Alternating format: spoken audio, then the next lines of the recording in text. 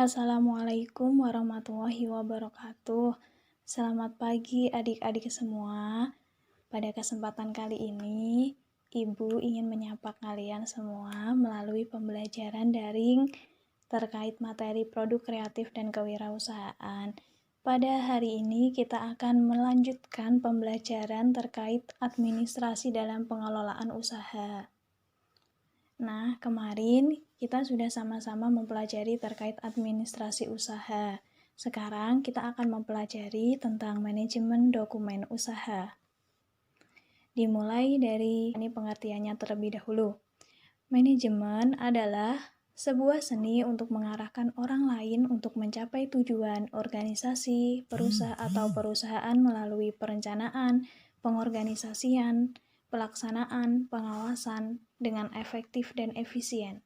Jadi, manajemen di sini adalah sebuah seni untuk mengarahkan orang banyak dalam mencapai tujuan organisasi atau perusahaan melalui perencanaan, pengorganisasian, pelaksanaan, hingga pengawasan. Selanjutnya, untuk pengertian dokumen usaha ialah surat penting atau berharga yang sifatnya tertulis atau tercetak yang berfungsi atau dapat dipakai sebagai bukti ataupun keterangan dalam suatu usaha.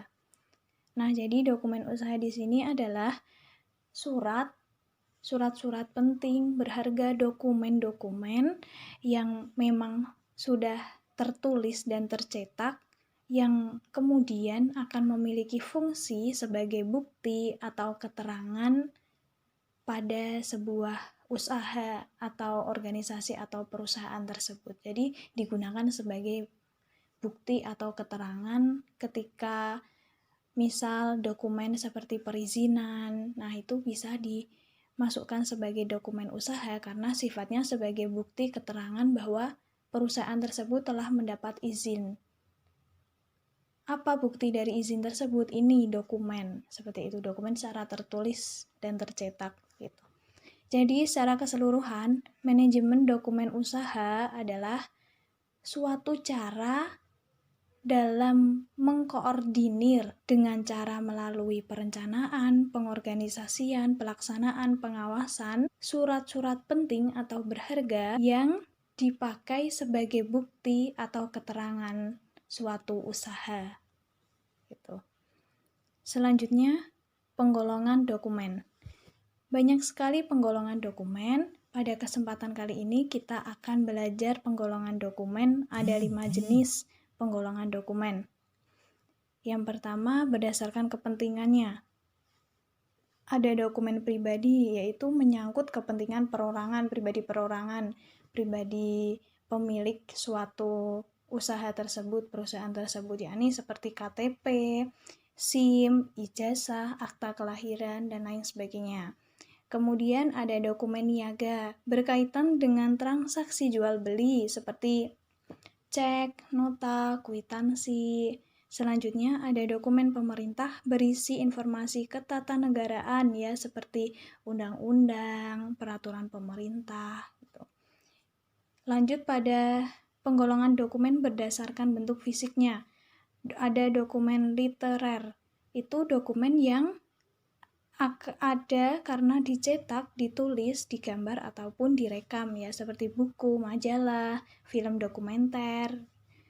Dokumen korporil, dokumen yang berupa benda sejarah ya, seperti uang kuno, patung, fosil, dan arca. Selanjutnya, dokumen privat, dokumen yang berupa surat atau arsip ya, seperti contoh surat niaga, surat dinas, dan laporan. Selanjutnya, berdasarkan fungsinya. Dokumen dinamis, dokumen yang dipakai secara langsung dalam proses penyelesaian pekerjaan kantor. Ya, dokumen dinamis yang dipakai secara langsung seperti dokumen surat menyurat, seperti surat permintaan, surat penawaran oleh suatu organisasi atau suatu perusahaan. Dokumen semi aktif, dokumen yang penggunaannya sudah menurun, seperti bukti transaksi yang sudah bertahun-tahun lalu, kemudian sudah ada bukti transaksi lain pada tahun-tahun berikutnya. Jadi bukti transaksi tahun lalu sudah tidak digunakan kembali, menggunakannya berpacu pada dokumen transaksi pada tahun yang baru. Selanjutnya, dokumen inaktif, dokumen yang sudah jarang digunakan atau memang dokumen yang sudah tidak digunakan dan disimpan di ruang arsip. Itu sebagai contohnya daftar PHK. Misal daftar-daftar PHK yang memang tahun-tahun lalu sudah tidak digunakan, tidak sebagai acuan kembali, itu sudah menjadi diarsip dan memang tidak digunakan kembali untuk tahun-tahun selanjutnya. Selanjutnya, berdasarkan sifatnya. Ada dokumen tekstual, menyajikan informasi dalam bentuk tertulis, seperti majalah, buku, katalog, seperti company profile suatu perusahaan tersebut. Selanjutnya, dokumen non-tekstual, berisi beberapa teks, misal peta, grafik, gambar. Grafik itu seperti susunan organisasi pada perusahaan tersebut. Struktural organisasi.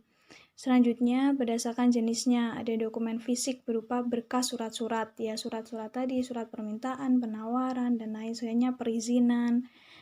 Selanjutnya ada dokumen intelektual, mengacu kepada tujuan, isi, subjek, sumber, metode penyebaran, cara memperoleh keaslian dokumen. Selanjutnya pada jenis sistem atau penataan dokumen usaha. Di sini ada 5 cara penataan dokumen usaha sistem yang memang kalian juga sendiri sudah, apalagi kalian ini OTKP dan sudah mempelajarinya pada kearsipan, akan dipelajari pada mata pelajaran kearsipan nantinya. Kita akan belajar ada 5 sistem penataan dokumen usaha. Yang pertama yakni sistem nomor. Di sistem nomor ini menyimpan arsip dengan berdasarkan urutan-urutan nomor dari dokumen yang berkaitan. Jadi, setiap dokumen yang masuk diberikan nomor urut. Nanti penataannya di filing kabinet itu akan disesuaikan dengan nomor urut. Penataan dokumen dengan sistem nomor ini dapat dibagi dalam beberapa bentuk yang dikembangkan, yakni seperti nomor urut, terminal digit filling, middle digit filling, dan duplex numerical filling.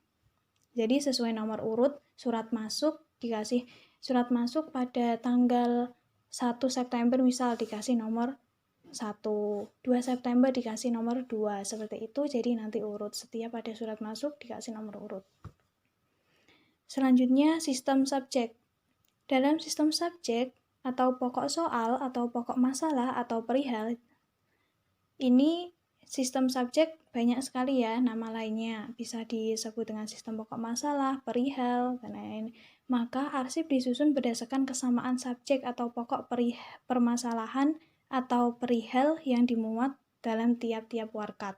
Jadi dalam setiap surat itu kan ada tulisan hal atau perihal. Misal dalam surat ada hal penawaran, surat terkait penawaran permintaan. Nah, nanti kalau ada pada tanggal 1 September, misal pada tanggal 1 September ada surat terkait penawaran permintaan.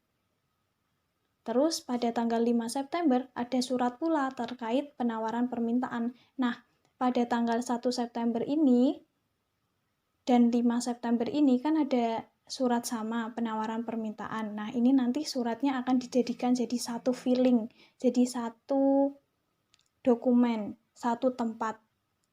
Kenapa kok bisa? Padahal tanggalnya beda. Tanggal 1 tambah sama tanggal 5 beda jauh. Karena ini disesuaikan dengan sistem subjek. Subjeknya sama, suratnya perihal penawaran permintaan dan penawaran permintaan. Tanggal 1 tentang penawaran permintaan, tanggal 5 tentang penawaran permintaan. Jadi disesuaikan dengan hal perihal pada surat tersebut tertulisnya apa. Seperti itu. Selanjutnya sistem abjad. Cara menyimpan arsip dengan sistem abjad merupakan sistem penyusunan dengan menurut urutan abjad dari nama orang, badan, atau perusahaan organisasi yang tertera pada warkat. Nah, ini juga seperti itu sistem abjad. Misal, kita mendapat surat suratnya tertera atas nama Yudhistira. Huruf awalnya apa? Y. Terus satu hari kemudian kita mendapat surat lagi dengan nama Yeni. Huruf awalnya apa? Y. Nah, ini akan menjadi satu dokumen. Ini akan dijadikan satu dokumen karena apa? Berdasarkan abjad dia. Berdasarkan abjad, yakni awalannya sama-sama Y. Seperti itu. Ketika kita mendapat surat lagi dengan awalan huruf B misal, Beni. Terus hari kemudian kita mendapat surat dengan awalan Budi. Nah, ini juga akan menjadi satu dokumen. Satu dokumen dalam penataan dokumen usaha. B. Dikasih abjad B. Y tadi Y Yudhistira dan Yeni. Seperti itu. Selanjutnya, untuk sistem tanggal. Sistem tanggal kronologis merupakan cara menyimpan arsip yang didasarkan pada urutan tanggal yang tertera di dalam warkat. Nah, urutan tanggal ini seperti yang tertera pada surat. Pada surat tersebut, ketika misal surat masuk pada tanggal 20 September 2020, itu akan menjadi pada tanggal 20 September 2020, 20 Oktober 2020. Nah, ini akan menjadi satu kesatuan tanggal yang disimpan pada satu dokumen usaha. Jadi, sistem tanggal ini ketika surat masuk pada tanggal 1 dikumpulkan surat masuk di satu dokumen. Tanggal 2, ada berapa surat masuk? Tanggal 2 semuanya. Tanggal 3 semuanya, seperti itu. Untuk sistem wilayah, dalam sistem penataan dokumen kantor yang menggunakan sistem wilayah, cara menyimpan arsipnya didasarkan pada pembagian wilayah yang tertera pada asal surat. Misal, kita memilih sistem wilayah menurut kabupaten ataupun menurut provinsi. Misal, kita ambil menurut provinsi saja. Kita ambil menurut Provinsi Jawa Tengah. Jadi ketika ada surat masuk yang alamatnya tersebut tertera dari perusahaan yang se-Jawa Tengah, itu akan dijadikan satu dokumen sistem wilayah yang di Jawa Tengah semua. Lalu ketika ada surat masuk yang wilayahnya dari Jawa Timur, itu akan masuk pada penataan dokumen usaha, dokumennya di wilayah Jawa Timur. Begitupun bila ada surat masuk dari Provinsi Jawa Barat, itu akan menjadi satu kesatuan dokumen di Provinsi Jawa Barat. Jadi seperti itu. Jadi untuk jenis sistem atau penataan dokumen usaha ini ada 5, tergantung dari perusahaan atau organisasinya mau menggunakan sistem yang mana. Sistem nomor silahkan, sistem subjek, sistem abjad, sistem tanggal, dan sistem wilayah. Jadi bila selanjutnya tata cara pengolahan dokumen usaha. Menurut Undang-Undang Nomor 8 Tahun 1997 tentang dokumen perusahaan, ada 6 tata cara atau langkah dalam pengelolaan dokumen usaha. Yang pertama yaitu pembuatan dokumen usaha. Dokumen ini kan, dokumen usaha tadi kan adalah tertulis dan tercetak kan ya. Nah, ini pembuatannya melalui komputer, ya misal sekretaris atau siapa yang melakukan pembuatan surat, misal surat pesanan barang, pembuatan. Terus lalu penyimpanan di sini filenya disimpan. Setelah itu pengalihan bentuk dokumen dan legalisasi. Pengalihan bentuk dokumen ini adalah dokumennya di-print, lalu dilegalisasi, dimintakan tanda tangan oleh yang memang berwenang untuk bertanda tangan di surat tersebut. Lalu pemindahan dokumen di sini diserahkan kepada mencatat dokumen surat masuk ataupun surat keluar, harus ada pencatatan agar diarsip pun mudah dicatat di arsiparis. Lalu penyerahan dokumen diserahkan kepada, ketika surat keluar ya diserahkan kepada perusahaan yang dituju. Ketika surat masuk, ya surat tersebut diteruskan kepada orang yang dituju dalam perusahaan tersebut. Selanjutnya, pemusnahan dokumen. Pemusnahan dokumen di sini tergantung oleh perusahaannya. Pemusnahan dokumen mau dilakukan 2 tahun sekali, 5 tahun sekali, atau 1 bulan sekali misalnya. Itu tergantung oleh kebijakan perusahaannya masing-masing. Nah, di sini pemusnahan dokumen agar memang ya dokumen yang sudah tidak terpakai atau memang sudah tidak dibutuhkan bisa dimusnahkan, dan tempat yang dulunya digunakan dokumen yang telah dimusnahkan bisa ditempati oleh dokumen-dokumen baru yang nanti akan ada, seperti itu. Jadi bisa digilir tempatnya, jadi tidak memenuhi tempat, seperti itu. Sekian penjelasan dari Ibu, kurang lebihnya mohon maaf. Bila ada yang ingin ditanyakan, silahkan bertanya. Lalu kita akan masuk pada games, permainan. Oke, kurang lebihnya mohon maaf. Assalamualaikum warahmatullahi wabarakatuh.